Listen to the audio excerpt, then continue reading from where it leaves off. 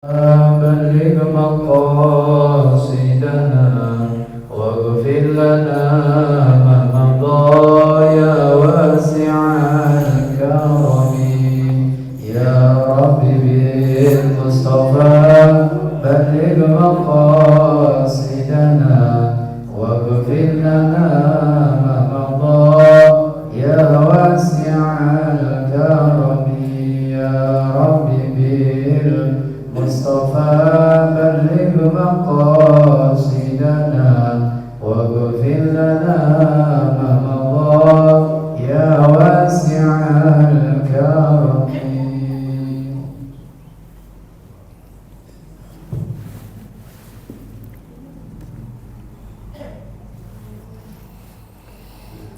Assalamualaikum warahmatullahi wabarakatuh. Bismillahirrahmanirrahim. Qala musannif rahimahullah ta'ala bihi wa bi'ulumihi fid dharaini amin ya rabbal alamin. Arkanul imani sittatun an tu'mina billahi wa malaikatihi wa kutubihi wa rusulihi wa bil yaumil akhiri wa bil qadari khairihi wa syarrihi minallahi ta'ala. Rukun iman ada 6. Yang pertama iman kepada Allah subhanahu wa ta'ala. Yang kedua iman kepada malaikat. Yang ketiga iman kepada kitab-kitab. Yang kelima iman kepada para rasul. Yang kelima iman kepada hari akhir. Yang keenam iman kepada takdir yang baik dan buruk, semuanya datang dari Allah subhanahu wa ta'ala.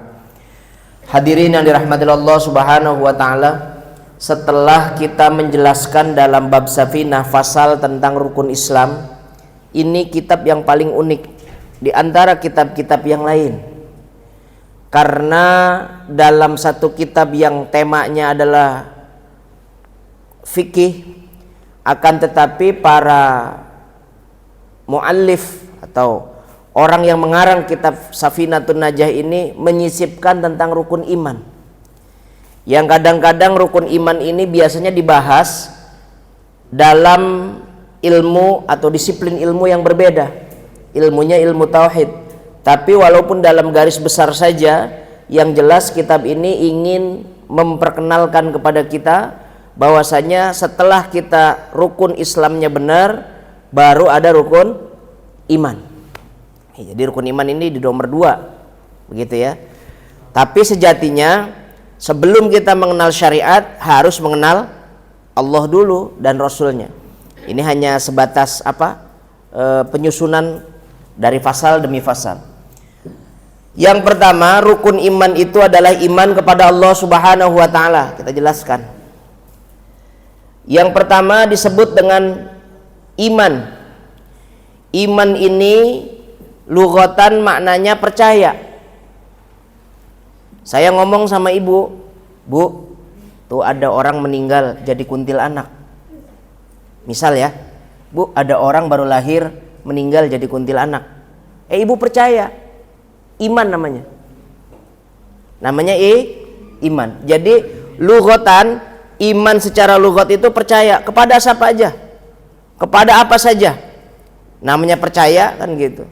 Percaya kepada dokter, kadang-kadang sugesti, di dokter sono nggak sembuh, di sono nggak sembuh, di sono nggak sembuh, giliran ke dokter ini sembuh. Saya mah nanti kalau sakit ke dokter itu lagi. Nah itu namanya lughatan iman, percaya. Sedangkan yang disebut dengan iman secara istilahan, secara terminologi, secara syariat, yang namanya iman itu adalah percaya kepada Allah dan Rasulnya bidalilin qat'iyatin, dengan dalil yang terperinci. Mengenal Allah dan Rasulnya lewat sifat-sifatnya dan dengan dalil-dalil yang terperinci. Maka para ulama menyatakan jika ada orang yang tidak mengenal rukun iman dan juga Rasulnya, maka diharamkan masuk surga. Jadi ini adalah label pertama yang harus kita fahami. Sesuatu yang pertama harus kita kerjakan. Jadi melek manusia pertama, dewasa manusia pertama, yang pertama harus diajarkan itu adalah keimanan. Nah, iman yang pertama ini adalah iman kepada Allah. Tapi sebelumnya Bapak Ibu yang dirahmati Allah, dalam beberapa hadis iman ini disebut oleh Rasulullah SAW yazidu wa yankusu. Iman itu tensinya naik, kadang turun. Begitu. Ada kalanya naik, ada kalanya turun. Kapan naik, kapan turun? Yazidu bit ta'ah. Nambah kalau lagi taat. Tuh, kalau kita lagi badatil hidayah, dalam hati kita ada hidayah, ada ketaatan kepada Allah. Salat subuh maunya nggak 2 rakaat itu. Maunya berapa? Kalau bisa 4 rakaat, lagi semangat-semangatnya. Kan begitu. Ya tapi kan syariat membatasi. Subuh 2. Asar kalau bisa jangan 4. 8. Itu lagi ngejos imannya. Yazidu bit ta'at, naik karena taat. Maka kalau imannya mau taat, kudu gaul sama orang-orang soleh. Kudu bersama-sama dengan orang-orang soleh. Di mana orang soleh itu ngajak jamaah, ngajak ngaji, ngajak sedekah, ngajak puasa, maka imannya naik. Coba gaul yang mekan tukang pancing, sukanya mancing. Mancing kan nggak maju, Bu, nggak pernah maju orang mancing itu. Ya Pak Haji ya, bener ya. Kalau mancing maju ya teles kan gitu. Ya Allah ya Rabbi kan gitu, basah kan gitu. Ya Allah ya Rabbi, iman itu naik kalau kita taat kepada Allah. Taat kepada Allah itu harus bersama-sama orang-orang saleh yang mengajak kita kepada jalan kebenaran, orang-orang saleh. Ma makna saleh? Siapa orang saleh itu?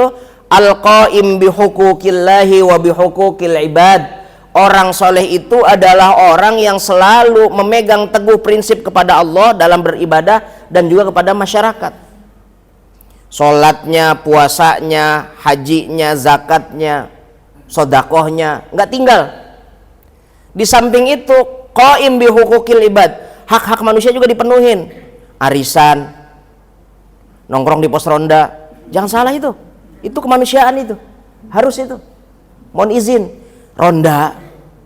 Nek misalkan Pak Haji Ganda disuruh ronda sama RT, kudu nurut. Nek nggak nurut dosa. Saya setuju, beneran. Jadi kalau ada orang disuruh sama Pak RT, Pak Haji Ganda dapat jatah ronda ya hari Senin. Kok hari Senin? Ya karena kan Bapak sudah pensiun. Oh iya deh, nggak apa-apa. Misal kan gitu. Kalau yang nggak pensiun kan nggak boleh hari Senin kan gitu ya. Hari Senin kan gitu. Kok dilalahnya? Ngapunten pangestu nih. Mohon maaf Pak Haji Ganda. Ini hanya contoh saja. Dilalahnya belaga, Bu, saya kagak mau ronda Udah kirimin aja uang 50.000 atau 100.000 buat beli bakwan. Dikasih, Pak RT-nya lagi manggut aja. Kasih 10.000, 100.000 manggut. Iya udah nggak apa-apa, nggak datang juga nggak apa-apa. Dosa. Karena tidak taat kepada ulil amri, hak manusianya itu loh Pak. Hak berlingkungan. Terus RT ngasih kabar, Bapak Ibu yang dirahmati Allah, pada hari Sabtu dan Ahad besok demi menjaga kenyamanan dan kebersihan ada kerja bakti bersama. Ada yang pura-pura sakit, ada yang pura-pura kondangan. Banyak nggak? Dosa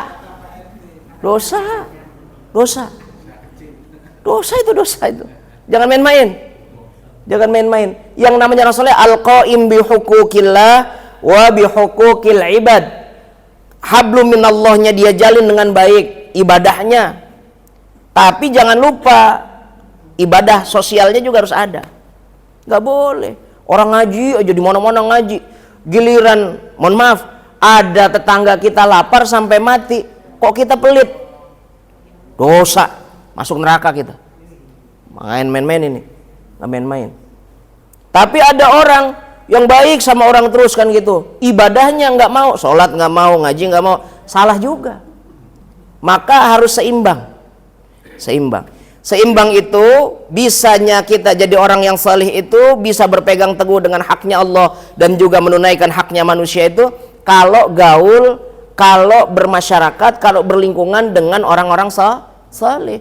Maka disebut oleh Rasulullah al-jar qabla dar. Sebelum punya rumah lihat tetangganya dulu. Nek tetangganya acong ya acong, Bu. Mohon maaf ya. Mohon maaf. Nek tetanggane palang ya memper. Memper ki opo? Bahasa memper ki opo? Pantes kan gitu. Nanti giliran 25 pakai peci ituan. Kenapa? Toleransi. Orang geblek itu. Ya kita memang harus toleransi, tapi kalau yang begitu kebablasan. Jadi bergaul itu harus dengan yang benar. Rasulullah bilang al-jar qabla dar. Sebelum nyari rumah, sebelum bikin rumah, cari tetangga dulu. Tetangganya yang soleh, bukan Pak Soleh, yang soleh. RT yang ngaji, RT yang jamaah, RW yang ngaji, RW yang jamaah, begitu. Nyari pemimpin juga begitu. Ada nyari RT, nyari RW, pokoknya udah pengalaman. Ngurus ini, ngurus itu udah pengalaman. Enggak, yang soleh. Syarat nyari pemimpin tuh yang soleh. Biar apa? Biar bansosnya tepat waktu. Tepat sasaran. Kan begitu, Bu. Ya benar apa enggak? Kalau RT-nya RW-nya kagak soleh, itu yang disuruh dapet itu keluarganya doang. Saudaranya lagi, lu aja kan gitu. Tapi kalau orang yang punya kesolihan, enggak. Itu luar biasa. Maka pemimpin itu harus yang soleh. Dari mulai tingkat yang paling rendah, RT, RW, lurah, camat, wali kota, gubernur, sampai ke tingkat presiden, kudu orang yang soleh. Yang soleh itu antu'minu billah, beriman kepada Allah. Beriman kepada Allah jelas hakullahnya dikerjakan, hak manusianya juga dikerjakan. Yang kedua, pimpinan yang soleh itu bagaimana? Orang yang ditakutin alam. Kayaknya Indonesia kagak ada nih Pak Jisri. Jadi pemimpin itu yang ditakutin alam. RT tuh, kalau ada RT, kok alam takut sama RT? Tuh pilih tuh. Contoh Bu. Ada orang diangkat jadi pemimpin, jadi khulafaur rasyidin, presiden. Kalau sekarang tuh presiden. Khulafaur rasyidin tuh presiden. 4, Abu Bakar, Umar, Utsman, Ali. Saya ambil Sayyidina Umar. Sayyidina Umar ini saat jadi pemimpin, beliau tuh ditakutin sama alam. Alam takut sama Sayyidina Umar. Kalau kita jangan alam kan begitu, warga aja berani. Oh kita kan gitu, manggilnya tak teh aja tuh. Mana sih teh? Mengapa? Ini PKH belum dapat ini teh. KJP belum dapat nih teh kan gitu, diurusin apa kagak sih? Begitu kita sih. Tapi Sayyidina Umar lihat, karena orang saleh, kedua ditakutin alam. Kayaknya kualifikasi kalau ini dua dipegang, Indonesia nggak ada pemimpin ini. Kalau lihat gitu, contohnya bagaimana? Musa bin Nusair pernah jadi gubernur dari negara Mesir, daerah wilayahnya Mesir. Musa bin Nusair, gubernur pertama Fustat, Mesir. Ternyata saat dia memimpin, Mesir ini punya keunikan karena dia dilewatin Sungai Nil, Pak. Dilewatin Sungai Nil. Sungai Nil itu suka bikin ulah. Sering surut, tiba-tiba nggak ada airnya. Atau air ada sedikit. Itu orang-orang Mesir udah tahu tuh. Kalau Sungai Nil kayak begitu, berarti minta perawan 5. Bukan Pak Haji Tamrin yang minta nih. Sungai Nilnya minta 5 perawan Pak Haji. Bukan main ini kan, itu kalah laki-laki. 5 perawan harus dicemplungin. Dicemplungin diapain, Bu? Ceburin. Sama dong cemplung sama ceburin. Bahasa Indonesianya apa cebur? Cebur, dilemparkan gitu. Ya wis pada baiklah kan itu. Susah amat sih bahasa Indonesia. Cemplungin, ceburin. 5, matiin. Ceburin begitu, mati. Kalau kata orang Cekir mah dikanyutin. Dikanyut. Bukan pakai J, Pak Ji, bukan pakai J. Kalau dipakai J itu nanti bahaya tuh. Kanyut pakai Y. Biar kelep gitu. Akhirnya Musa bin Nusair ngelihat tradisi kayak begini, sering kejadian, setahun sekali. Kata Sayyidina Musa bin Nusair, ini kenapa kayak begini? Ini kalau sungai Nil kayak begini, berarti kita nggak bisa minum, nggak bisa memenuhi kebutuhan air di rumah-rumah kita. Kita harus bikin persembahan, minimal 5 wanita gadis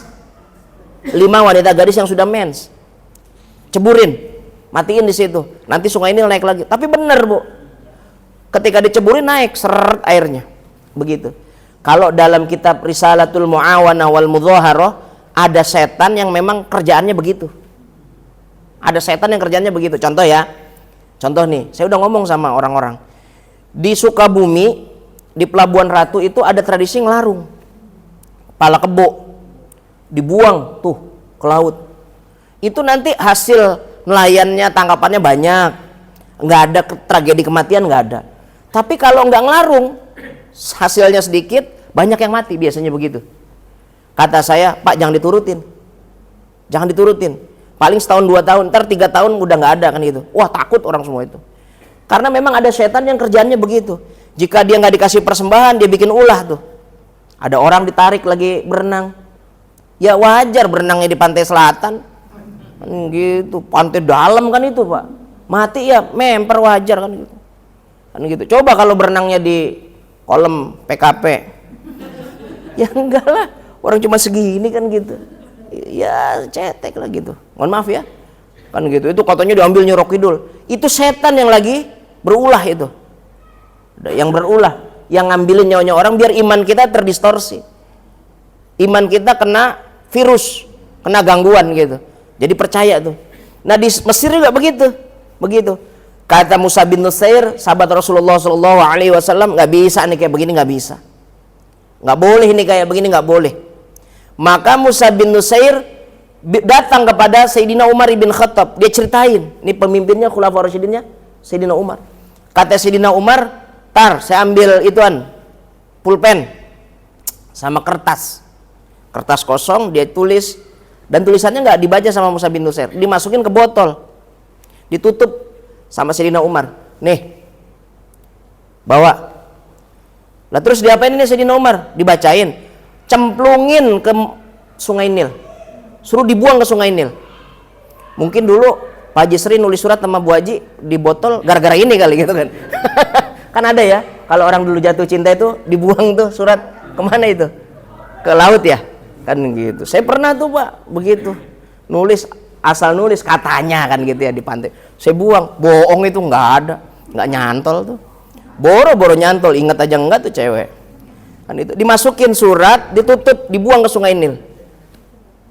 Lalu yang sungai Nil itu tadinya surut, naik lagi airnya. Musa bin Nusair bingung, Masya Allah, nggak sampai 5 menit airnya mancur lagi, keluar lagi. Ternyata Sayyidina Umar sakti. Akhirnya dia kejar itu surat, dia ambil botolnya, dibuka, dikirain jimat Pak. Kirain jimat. Tulisannya begini, hai sungai Nil, kamu mengalir karena Allah, nggak mengalir juga karena Allah. Kalau kamu nggak mau ngalir karena pengen minta wanita, saya akan aduin sama Allah. Begitu. Ini surat masih tersimpan di Museum of Turkey. Belah sononya PLN noh, Keong, Turki itu, Keong. Suratnya tersimpan, suratnya Sayyidina Umar ibn Khattab, tangannya, tulisan tangannya.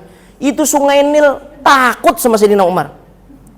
Ada gubernur DKI, ada banjir, kira-kira diomongin begitu, naik apa turun tuh air?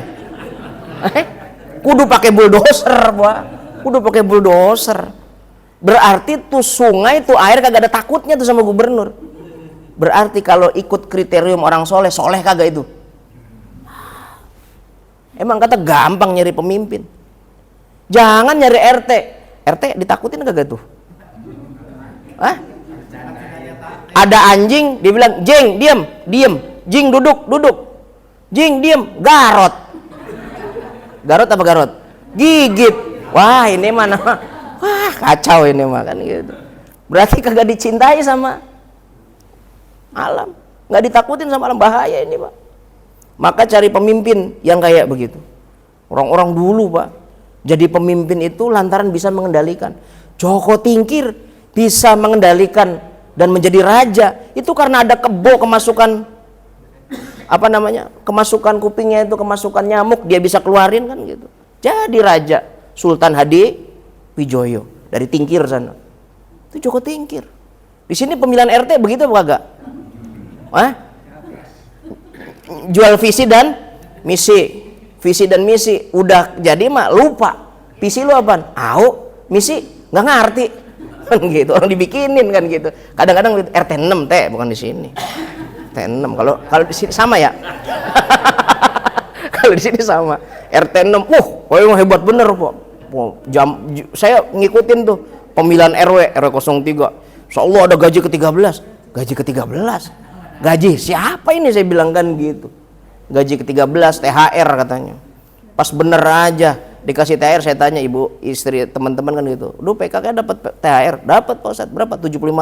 Amit-amit cabang bayi, saya bilang kan gitu. Ya Allah ya Rabbi, ya tapi dapat kan gitu ya.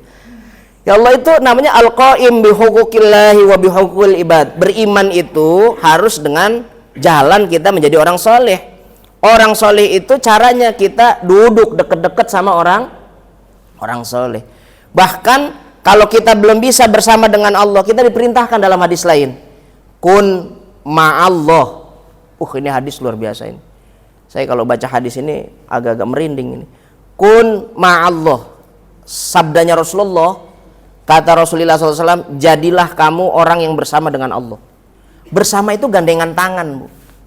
Layaknya kita menggandeng istri, layaknya istri menggandeng suami. Kun ma'allah. Jadilah kamu orang yang bersama dengan Allah. Fa ilam akun ma'aman ma'allah. Kalau kamu nggak bisa jadi orang yang bersama dengan Allah, kalau kamu nggak bisa jadi orang yang bersama dengan Allah, akun ma'aman ma'allah. Cari orang yang bisa bersama dengan Allah. Nih kita nih disuruh sama Rasulullah jadi orang yang bersama dengan Allah. Bersama dengan Allah itu bagaimana? Sholatnya jamaah nggak putus, baca Qur'annya sehari khatam. Kan sama kayak Al-Hidayah kan? Sodakohnya sama seperti halnya kita mensodakohi tulang rusuk kita, tulang sendi kita, 360 persendian. Hajinya nggak ketinggalan, umrohnya nggak ketinggalan, qiyamul lailnya taat, duhanya getol. Begitu.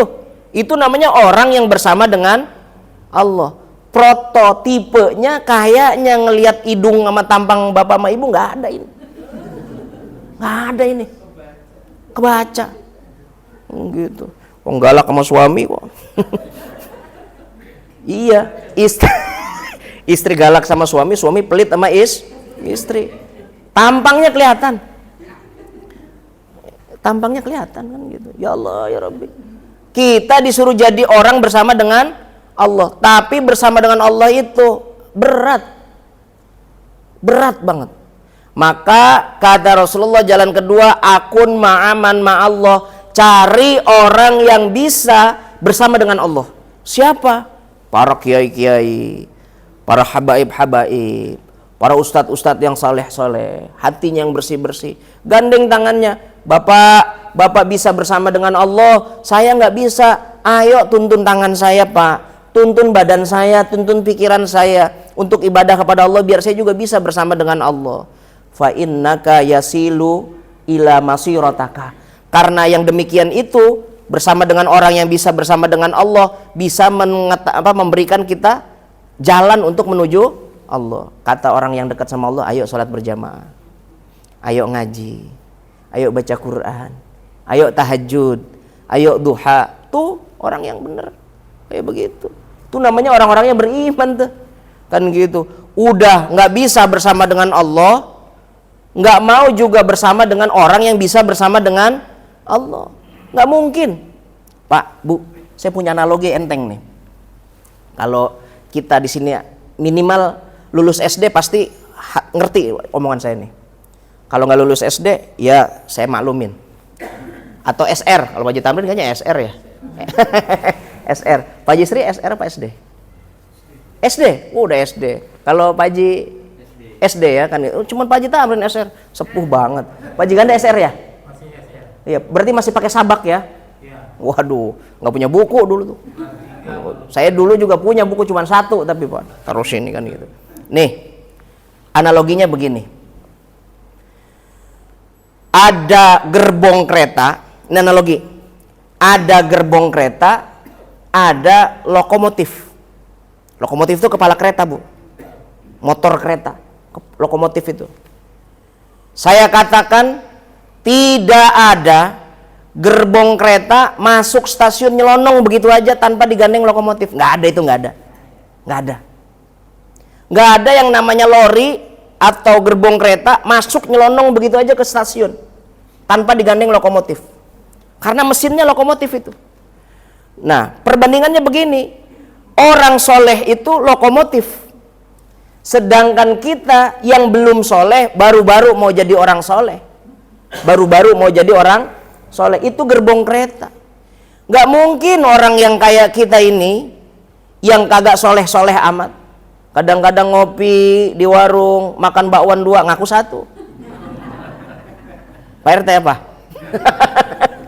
Makan ketan 2, ngakunya 1. Gemblong diumpetin, kan gitu kadang-kadang. Ya Allah, lebih ada lagi gitu ya. Enggak, di sini enggak ada, RT 6.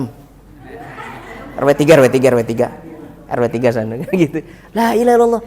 Kita ini belum soleh atau dalam proses menuju soleh, diibaratkan gerbong kereta. Sedangkan orang yang soleh-soleh, Mbah Maimun, Mbah Umar Faruk, Mbah Hashim Asy'ari, Kiai Haji Ahmad Dahlan, itu lokomotif kereta. Saya katakan, Bu, kalau gerbong nggak ada yang bisa nyelonong masuk ke dalam stasiun tanpa digandeng kereta, tidak ada orang-orang awam yang nggak paham agama kayak kita masuk surga tanpa digandeng ulama. Ingat-ingat tuh, harus digandeng. Nggak ada kita ini bisa selamat masuk ke dalam surga tanpa digandeng sama ulama, sama kiai, nggak ada. Mana ada orang bisa sholat kalau nggak dikasih tahu sama gurunya, sama kiainya, sama ustadznya, sama habaibnya. Mana ada orang bisa zakat dengan benar kalau nggak dikasih hitungannya sama gurunya, sama kiainya, sama ustadznya, sama habaibnya. Mana ada orang bisa puasa dengan benar, ngerti syarat, ngerti rukun, ngerti batal, ngerti sah, kalau nggak dijabarkan sama gurunya. Maka orang awam kayak kita haram masuk surga kalau nggak digandeng sama ulama. Maka paling enggak harus sedek-sedek sama ulama, deket-deket sama ulama. Biar kata belum soleh-soleh amat, biar kata nggak soleh-soleh amat, deketin ulama. Ada ulama tuh, ada kiai, ada ustadz, panggil ke rumah. Pak, sini Pak, sini Pak. Ada apa? Makan dulu, minimal minum dulu. Ini mah giliran ada ustadz, ada kiai, ngumpet. Takut itu kiainya suka minta makan katanya, tertunjang katanya. Gitu. Jadi sebenarnya ustadz, kiai, apa kuntilanak itu kalau ketemu? Takut. Ada nggak kayak gitu, Pak? Ya nggak ada, pas lewat kita belaga-belaga nggak ngelihat kan gitu. Ya Allah ya Rabbi. Masya Allah, Pak. Saya punya cerita unik. Kalau ada orang mau jadi orang saleh, jadi orang alim, itu saya pernah ngaji di Kediri. Puasaan sih tapi pelosok Kediri. Ya Allah, ada orang namanya Mbah Usman. Mbah Usman. Mbah Usman ini naib. Naib ki apa, Pak? Penghulu. Ya memang zaman Belanda ini. Naib. Mbah Usman ini naib. Naib itu penghulu. Punya anak namanya Mas'ud. Siapa namanya? Mas'ud. Karena dia naib, dia punya hak bagus gitu loh, Pak. Karena dia punya kerjaan di pemerintahan, dia punya hak istimewa. Anaknya boleh kuliah di Stovia. Stovia itu sekarang UI. UI yang ada di Salemba tuh, Fakultas Kedokteran. Ya, Mbak Mas'ud ini, Pak Mas'ud ini lagi kuliah semester 7. Lagi kuliah semester 7. Tiba-tiba datang Mbah Zainuddin, namanya Mbah Zainuddin dari Mojosari. Ada yang bilang Mbah Abdul Hamid dari Kedunglo. Ngomongnya begini, anakmu masuk teng pundi? Teng Jakarta, Mbah. Ngapain ke Jakarta itu? Ke Jakarta itu lagi sekolah di Stovia. Apa itu Stovia? Sekolah kedokteran. Kan gitu. Kon mulai suruh pulang. Udah semester 7. Tinggal koas.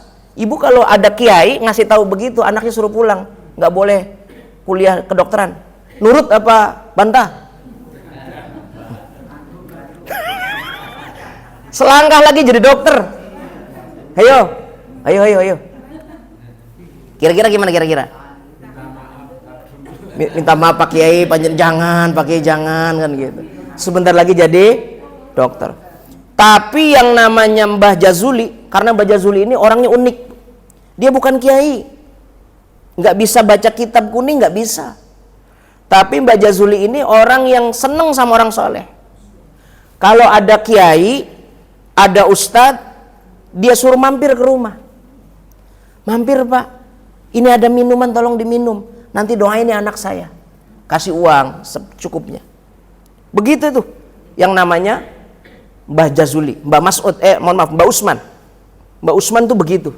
Jadi kalau ada orang seneng, bahkan konon ceritanya saking senengnya sama orang soleh, kiai, ustadz dan lain sebagainya, beliau itu miara ayam jago tapi dikebiri Pak. Ayam jago tapi dikebiri. Dikebiri itu kelaminnya dibuang, sehingga dagingnya enak, montok. Kalau ada kiai datang dipotongin, kiai jangan pulang sebelum makan ayam. Begitu dong undang, jangan pulang sebelum makan tunjang. Tunjang atau mangut kan begitu. Itu baru bener itu. Aduh, ini ngomong apa ini? Lalu satu waktu saking taatnya sama kiai-kiai yang sepuh, yang namanya Mbah Usman itu dipanggil, Mbah Usman, Mas'ud pundi? Teng Jakarta Mbah. Sekolah Stovia. Kon mulih. Anakmu iku blawong. Begitu ngomongnya. Blawong itu burung perkutut piaraan Raja Brawijaya. Bunyinya enak. Anakmu iku nggak usah dijadiin dokter. Anakmu iku blawong. Nanti bakal jadi orang hebat. Begitu katanya. Akhirnya nulis surat. Dari Kediri nulis surat. Mas'ud, kamu disuruh pulang sama Mbak Ma'ruf. Bagaimana pendapat kamu?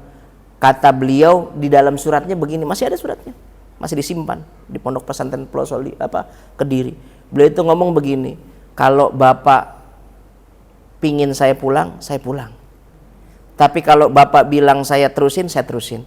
Saya bagaimana Bapak? Ini anak soleh ini. Bapaknya taat, anaknya taat dan soleh. Ketemu. Coba anak zaman Z. Bapaknya geblek, anaknya goblok. Nggak ketemu, itu pasti nggak nyampe. Pasti suruh pulang. Kamu jangan jadi dokter, kamu jadi insinyur aja. Lah Bapak nyuruh-nyuruh. Ini kan bukan zaman Siti Nurbaya. Begitu. Ini zaman bukan zaman kuda gigit besi. Ini zaman udah Gen Z ini. Begitu anak kita sekarang mah. Anak sekarang disuruh beli sasa aja marah Pak. Suruh beli terasi marah.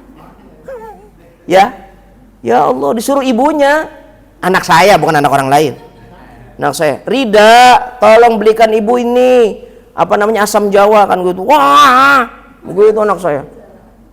Habis begitu kepalanya saya pentung.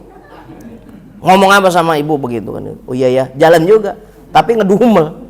Ya Allah, ya Rabbi. Anak sekarang coba anak dulu sama kan gitu. Dulu saya disuruh neng kompan Pak Haji. Kompan itu apa? Buat beli minyak tanah. Kompan itu kan kalau Drigen ya, kompan kan Drigen ya, bukan kompan ya, Drigen itu kan kalau beli di Haji Buku tuh deket Puspom situ, Wajib Buku Bang, masa tahu gak tahu? Itu kalau beli minyak di situ jauh kan Bu, dari T6 ke sono. Ya, tukang minyak lu adanya di situ doang. Itu kalau disuruh marah, berantem dulu sama bapak sama ibu. Setelah dibanting nangis benjol baru jalan. Bener nggak? Pak Haji emang nggak ngalamin begitu? Ya Allah ya Rabbi. Tapi yang namanya Mbah Jazuli, Mbah Usman itu luar biasa. Anaknya Mbah Mas'ud luar biasa. Ternyata setelah beliau pulang dimasantrenkan di Pondok Pesantren Sidoarjo. Itu mohon maaf ya, yang kemarin Pondok Pesantren rubuh. Nah itu pondoknya itu Buduran Sidoarjo. Itu pondoknya Mbah Jazuli. Pertama ngaji ilmu sorof, pondok sorof di Mbah Yakub, kakeknya dulu berarti Mbah Kiai Yakub. Tuh Mbah Jazuli pertama. Pulang namanya Mas'ud diganti namanya Jazuli Usman. Buka pondok pesantren Al-Falah Proso. Sekarang santrinya 15.000. Santrinya 15.000, satu kamar 40 orang. Bayangkan itu, Bu. Ini kan gede ya. Lah kamarnya Ustaz Tajudin itu 40 orang. Buat kamarnya panjenengan, Pak. 40 orang. Wih, luar biasa. Makanya ke atas, yang gak usah kasihan-kasihan orang nyari ilmu. Ibu di pelosok 40 orang. Saya waktu itu 55. Itu kalau tidur kayak ikan pepes. Masya Allah. Mau tidur di mana aja bebas. Itu santri itu. Makanya santri mah nggak lekat, nggak hilang penyakit gudigan aja gudigan. Hitung tidurnya aneh. Kadang-kadang tetap tinggi. Gigitin di sini habis. Ya Allah, ya Rabb. Bangsat. Tumbila. Gitu, tumbila. Tahu aja sama bangsat mah. Ini gitu ya. Ya Allah, itu lantaran dekat dengan orang soleh. Maka guru saya itu selalu ngomong begini. Ini nasihat dari guru saya, Mbak Umar. Mbak Umar selalu ngomong begini, Cung, luru temen. Luru itu cari, karena dia pernah pesantren di Cirebon. Mbak Umar itu pernah pesantren di Cirebon. Maka nyari itu bahasanya luru. Luru konco, Cung, seperti tukang minyak wangi. Nanti sampean ikut wangi. Tapi kalau nyari temen tukang areng, ikut cemong. Ya toh, Bu? Kalau kita temennya tukang areng, cemong apa bersih? Cemong. Tapi kalau tukang minyak wangi, minimal wangi. Ini minyak wangi nih, iya, comot. Pocelin gitu. Cocolin. Ini yang apa nih? Bawa apa nih? Cocolin lagi. Wangi. Jadi berteman dengan orang saleh, duduk dengan orang saleh itu syarat agar kita bisa beriman kepada Allah Subhanahu wa taala. Yazidu bit ta'ah. Naik keimanan kita itu karena taat. Wa yanqusu bil ma'asi, dan nurun iman kita itu dengan maksiat. Kalau kita lagi dosa, lagi bikin masalah sama Allah, lagi bikin perkara yang enggak nyaman, maka namanya maksiat. Kalau lagi maksiat berarti iman kita lagi turun. Bahkan dikatakan hilang. Ada orang datang kepada Rasulullah SAW, saya mencuri, saya berzina. Kata Rasulullah, tidaklah orang yang mencuri dan berzina kecuali imannya diambil sama Allah baru dikembaliin lagi. Jadi nggak ada orang yang mencuri itu punya iman, nggak ada. Orang lagi korupsi nggak ada imannya. Nggak takut sama Allah, nggak ketahuan sama orang, nggak ketahuan sama atasan, bawahan juga nggak tahu, sistematis. Cara ngambilnya sistematis. Tapi Allah tahu, karena ada Allah, orang beriman itu punya sifat namanya muraqabah. Ada CCTV yang nggak bisa lepas kita dari Allah. Ma yalfidul qaul illa ladaihi raqibun atid. Tidaklah kita terhindar dari ucapan perbuatan kecuali udah dicatat sama raqibun atid. Raqib dan atid. Yang bikin baik, bikin kopi buat saya, dicatat sama Allah tuh. Waduh, bikinin kopi nih, alhamdulillah, kan gitu. Yang ngomongin kopi mulu tuh si Ustaz, kan gitu, dicatat sama atid. Ya, ini kan CCTV-nya Allah. Maka merasa diawasi itu namanya muraqabah. Merasa diawasi. Kemana-mana kita nggak akan bikin curang. Kemana-mana kita nggak akan bikin jahat.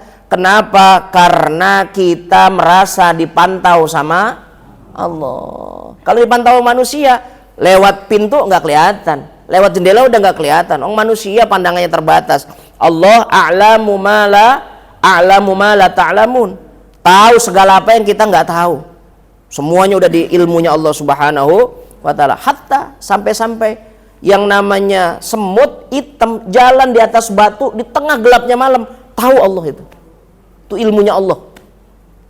Coba Bu, kalau nggak percaya, Ibu ngaji sama saya, ngelihat nih ngaji sama saya, ngelihat nggak Bu?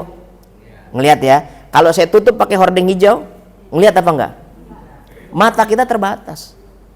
Saya kalau buka kacamata Bu, tuh misalkan buka kacamata, Bude yang cantik itu tidak terlihat, nggak terlihat. Begitu. Tapi kalau pakai kacamata, masya Allah terlihat, manis-manis, ayu-ayu. Tapi kalau dijilat tetap asin. La ilaha illallah Muhammadur Rasulullah. Ini menunjukkan bahwasanya penglihatan manusia itu terbatas.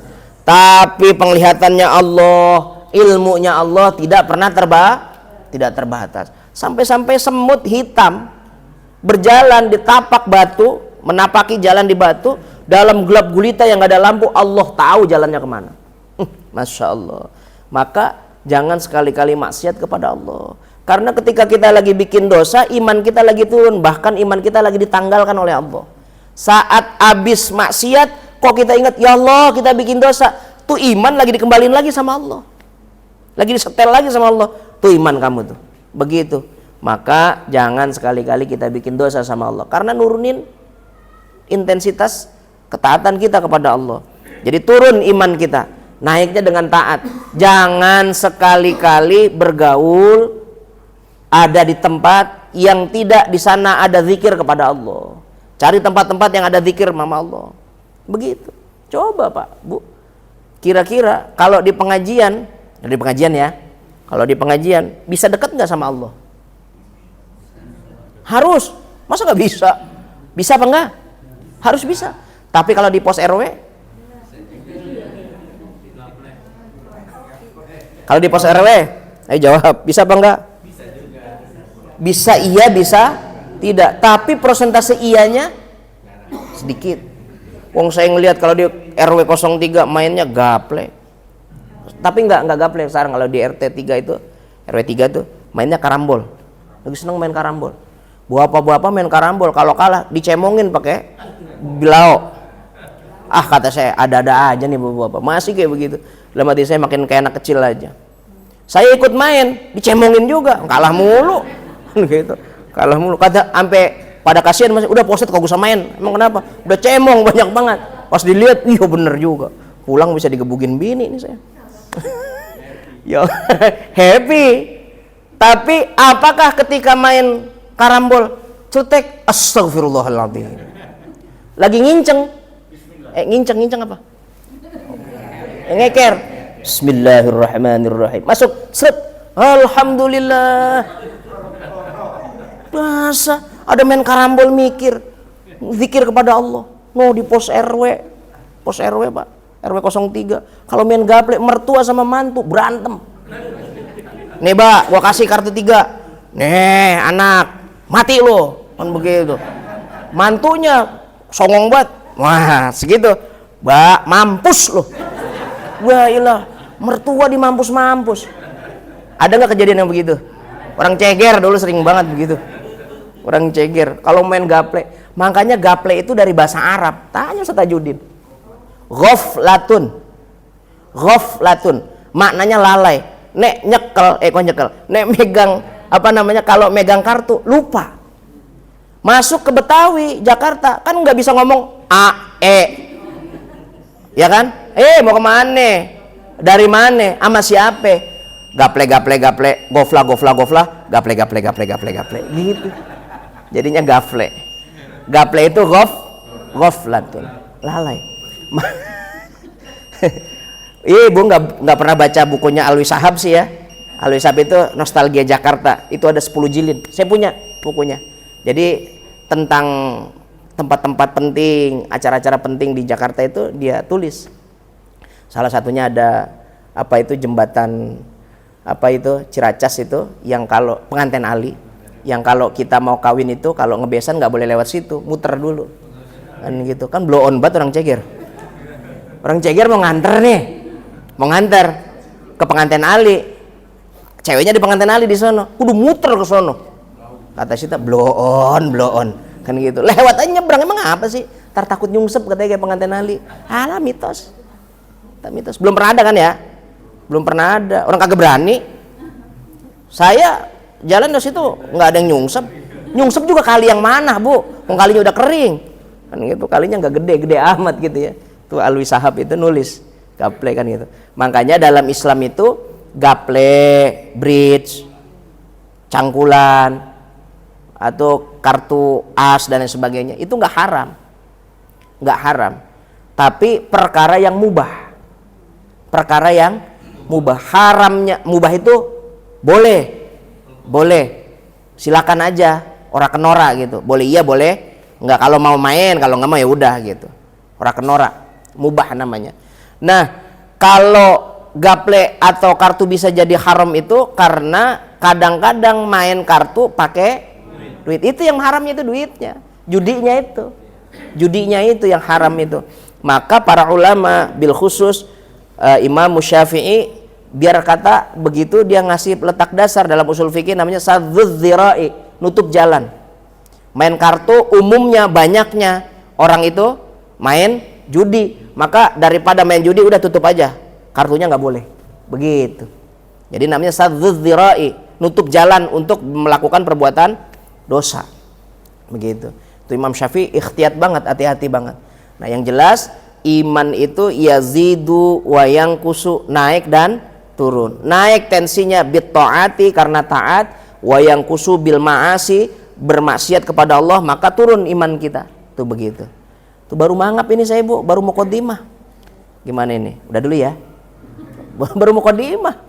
Iman, belum saya terangkan iman kepada Allah kan begitu. Enggak apa-apa. Enggak ngarah hatam kan Ibu ya? Kalau mau ngarah hatam saya ngaji sampai jam 12 nih. Gitu. Besok hataman, besoknya lagi nggak ngaji. Kenapa? Udah hatam. Ya itu ngaji cuman kayak gitu doang. Nah, jadi ini baru muqaddimah tentang keimanan. Nanti baru kita makna iman kepada Allah Subhanahu wa taala. Bagaimana iman kepada Allah yang benar dengan dalil-dalil yang pasti, dan juga sehingga keimanan kita diterima oleh Allah Subhanahu wa taala yang bisa menghantarkan kita mendapatkan tiket surganya Allah Subhanahu wa taala. Karena kata Rasulullah sallallahu alaihi wasallam dan juga firman Allah sama sejalan. Siapa yang ada di dalam hatinya misqala dzarrah, sebutir biji sawi tentang keimanan, haruma jasadahu ala niron, badannya, jasadnya haram dimasukkan ke dalam neraka. Artinya setiap orang yang punya iman walaupun cuma sebiji zarah tetap masuk Islam, masuk surganya Allah Subhanahu wa taala. Jadi ini apalagi yang ini. Kalau yang ini mau saya punya keyakinan bukan biji zarah, udah segede buah semangka. Segede buah semangka imannya. Tebel kan Ibu ya? Saya tes kalau benar-benar Ibu, kalau kata Pak Lurah yang baru, Bu, Al Hidayah nanti jam 6:30 atau jam 6 maghrib, pasca maghrib nanti akan dibagikan snack bersamaan dengan beras 50 kilo. Satu orang masing 50 kilo. Pas ada pengajian Al Hidayah, Ibu milih ngambil beras apa milih ngaji? Saya setuju Bu, Bude, milih ngambil beras yang 50 kilo apa ngaji? Oh, nggak mungkin. Jam 6 kok, sampai jam 7 ngambilnya. Ngaji nggak kira-kira? Oh ya nggak mungkin, uang disuruh jam 6 kok. Suruh milih aja susah banget. Ayo, 50 kilo loh Bu. Apa ngaji? Ah, serius ini saya. Budek nggak saya? Kok dia ngomong bilang ngaji? Bener apa enggak? Pak, bilang ngaji apa? Ngambil beras? Ngambil beras ya? Pak Ustadz Tajudin juga ngomong, Pak Ustadz libur aja dulu. Emang kenapa kan gitu? Ini ada bagi-bagi beras. Saya balas, saya juga lagi ngantri. Jadi bukan Ibu aja, Ustadznya lagi ngantri. Saya mendingan ngambil 50 kilo ketimbang ngaji Bu. Saya, manusia. Pak RT sih nggak doyan beras dia, makanya dedek kali. Kan gitu. Kira-kira ngambil beras apa ngaji Pak RT? Iya, malah bagiin. Ayo Mang Eno, kira-kira ngambil beras apa ngaji? Tuh beras. Tamu goyang-goyang ngaji. Enggak. Saya juga bilang sama Ustadz Tajudin, Kang, libur dulu ya. Emang kenapa? Saya ini dapat beras 50 kilo. Kan biasanya habis itu Ustadz suruh doa. Habis doa biasanya dikasih duit tuh. Kan gitu. Beras juga, duit juga. Udah, ngaji libur aja dulu. Kenapa? Minggu depan kan masih ketemu. Tuh, jelek tuh Ustadz kayak gitu. Saya, kalau Ustadz yang lain sih enggak. Ibu-ibu kan enggak kan, maunya ngaji kan? Itu namanya hil yang mustahal. Hah?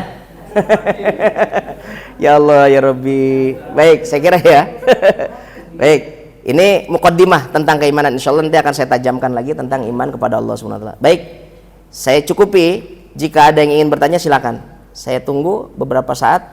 Jika ada yang ingin bertanya tentang apa yang saya sampaikan, tanyakan. Jika belum paham, Atau mungkin ibu bapak punya problem tentang fikih, tentang ketauhidan yang berkembang di masyarakat, silakan ditanyakan. Tapi jika bisa saya jawab, kalau nggak bisa PR. Ya silakan. Monggo. Waalaikumsalam.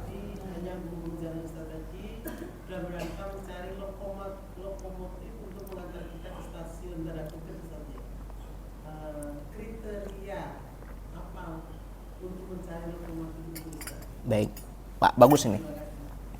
Bagus. Gimana kita nyari orang yang bisa bersama dengan Allah, yang bisa nganterin kita untuk sampai ke surganya Allah SWT?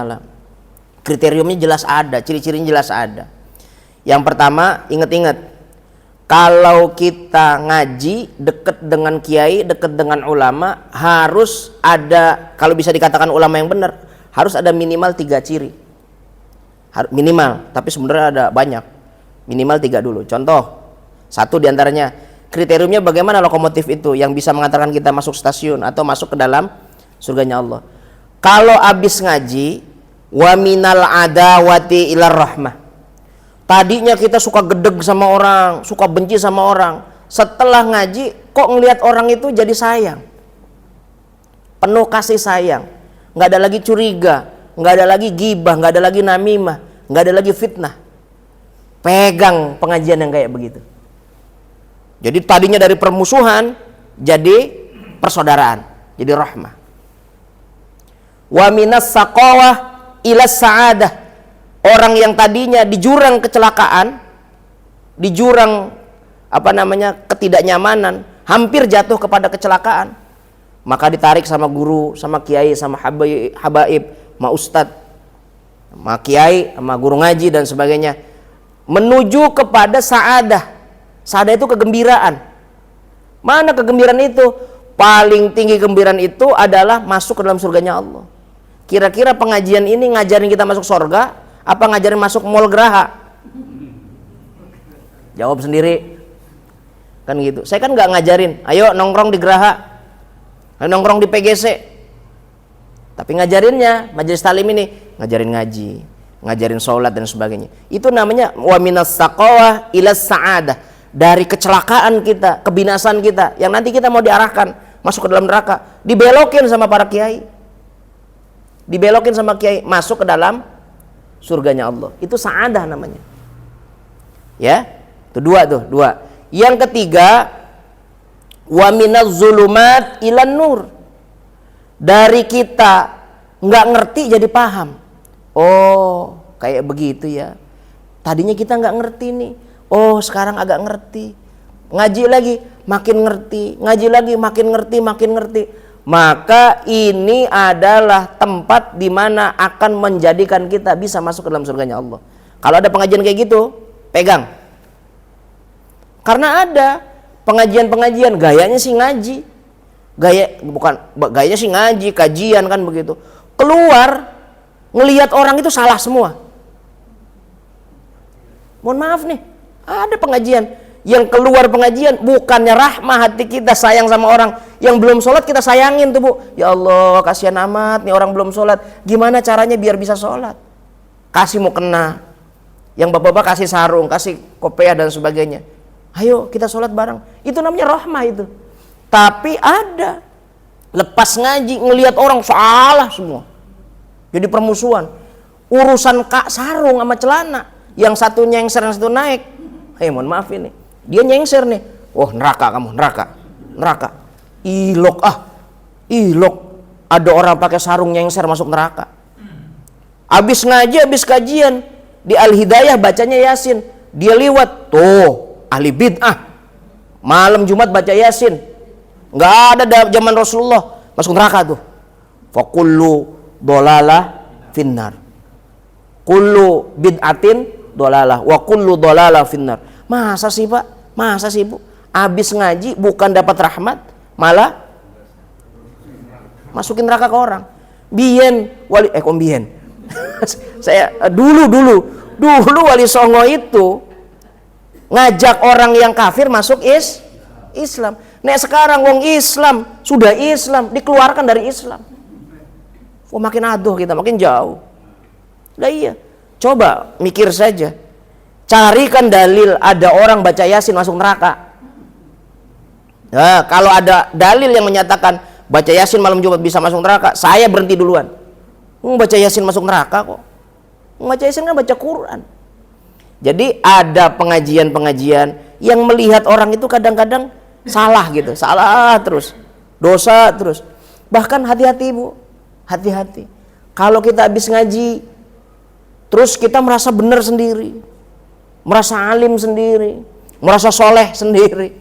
Kita mau jalan melaksanakan sholat berjamaah, ada anak-anak muda main gitar, emang nggak ngomong, emang nggak nyerapahin, tapi alis kita naik,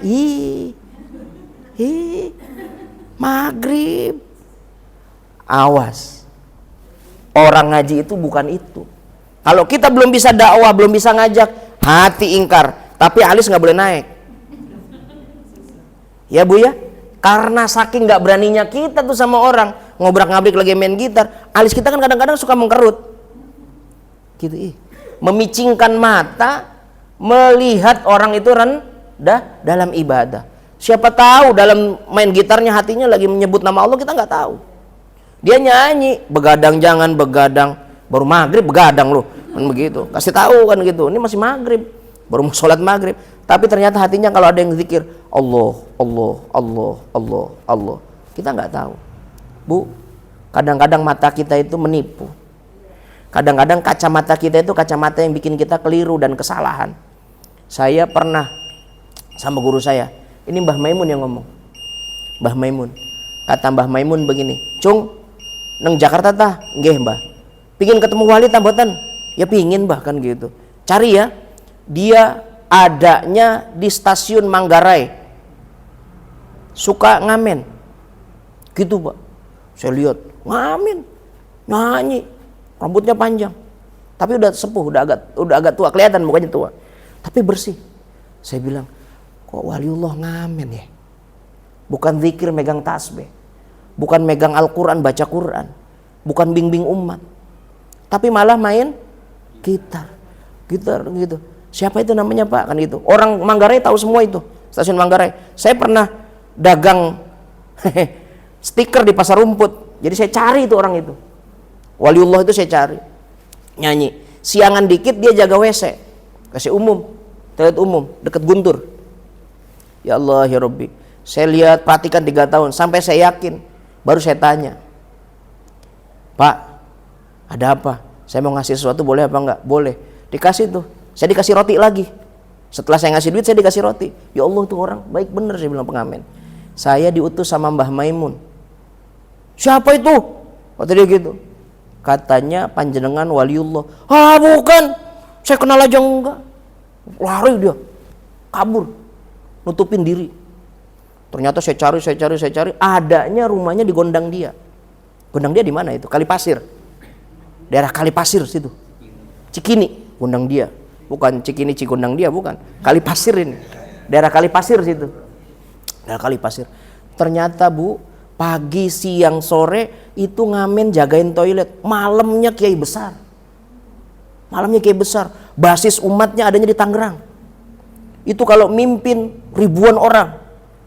Dia mursyid Thariqah Tijani, namanya Kiai Haji Muhammad Yunus.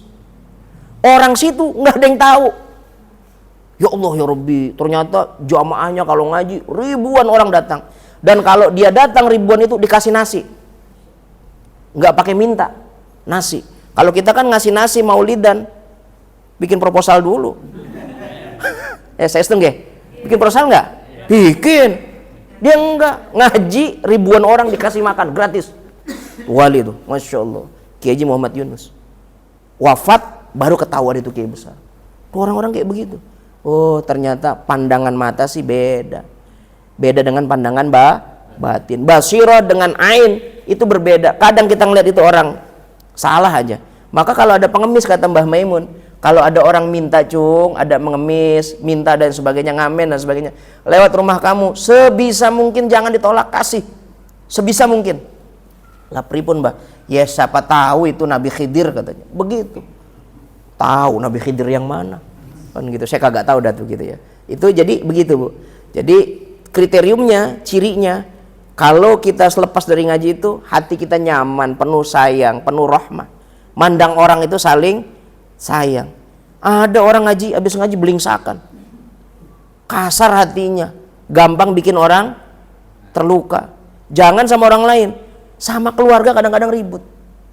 Mohon maaf ya, ada di Cegir Bu, habis ngaji dia paham itu, habis ngaji paham, ibunya wafat. Ibunya wafat, bapak sama adiknya minta ditahlilin, dia kagak. Sampai bilang, gua mah pokoknya sama adik itu, sama orang itu nggak mau ngaku jadi kakaknya. Ya Allah, ngaji apa, model apa yang kayak begitu? Kalau ada pengajian yang kayak gitu, segera tinggalkan. Karena bukan pengajian yang benar. Pengajian yang benar itu wa minal adawati ilar rahmah, dari perselisihan, dari permusuhan, dari galak jadi rahmat. Hatinya gampang nangis. Saya yakin ibu-ibu semuanya udah gampang nangis. Kan gitu. Malam nangis nggak ada beras. Siang nangis nggak ada ikan, kan gitu. Udah pokoknya nggak ada duit, nangis aja. Iyalah kan gitu ya. Paham ya Bu ya? Saya kira itu kriteriumnya. Kalau mohon maaf, ini juga berlaku di pengajian kita. Nek 3 ciri itu ada di pengajian ini, terusin. Kalau ibu sama bapak bilang, kok nggak ada di pengajian ini, bubar, udah bubar, nggak usah ngaji lagi. Kan gitu. Mudah-mudahan sih ada, kan gitu. Mudah-mudahan, kan gitu ya. Kira-kira ada apa enggak? Mudah-mudahan ada ya. Ya, saya kira ini. Ya, udah satu aja nyanyi-nyanyi, jangan banyak-banyak. Baik, saya kira ini yang bisa sampaikan, mudah-mudahan bermanfaat. Hadanallah. Sebelumnya saya langsung pamit ya Pak ya. Biasa saya harus ke Lubui, ke Al Hidayah Lobang Buaya. Hadanallah wa iyyakum ajma'in. Wallahul muwaffiq ila aqwamit thoriq. Assalamualaikum warahmatullahi wabarakatuh.